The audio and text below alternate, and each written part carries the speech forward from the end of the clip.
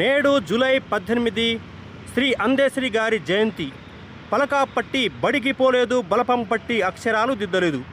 ఊహ తెలియని చిన్నతనంలో తల్లిదండ్రులను పోగొట్టుకొని పశువుల కాపరిగా, మేకల కాపరిగా, ఒక తాపి మేస్త్రిగా ప్రకృతిలో స్వతహాగా పాటలు పాడుతూ 4 కోట్ల తెలంగాణ ప్రజలను తెలంగాణ రాష్ట్ర సాధన కోసం చైతన్యపరిచిన అందేశ్రీ గారికి కాకతీయ యూనివర్సిటీ గౌరవ డాక్టరేట్ అవార్డు ఇచ్చి సత్కరించింది.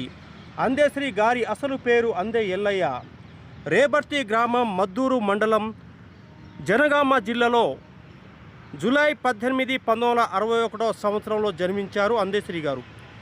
తను పాడుతున్న పాటలు విని శృంగేరి మఠ్ పీఠాధిపతి అయిన శంకరాచార్యులు అందేశ్రీ గారిని చేరదీసి పాటలకు చరణం, పల్లవి, పదకూర్పు నేర్పించారు. కడు పేదరికంలో అనుభవిస్తున్న అందేశ్రీ గారు కొన్ని సందర్భాలలో ఆత్మహత్య చేసుకోవాలని కూడా నిర్ణయించుకున్నారు. తెలంగాణ రాష్ట్రానికి జరుగుతున్న అన్యాయాన్ని చూసి సమాజంలో జరుగుతున్న సమకాలీన పరిస్థితులను అనుగుణంగా పాటలు, రచనలు, కవితలు రాస్తూ తెలంగాణ ప్రజలను తన పాటలతో చైతన్యపరిచిన అందేశ్రీ గారు గంగా సినిమాకు గాను 2006 సంవత్సరంలో నంది అవార్డు పొందినారు.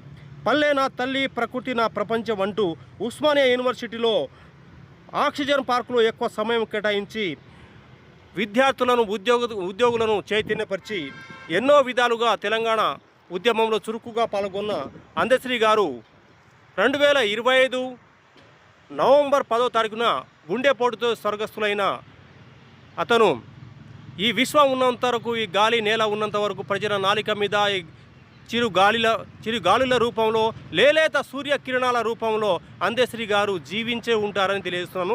ఇటు డాక్టర్ వెంకట్ నాయక్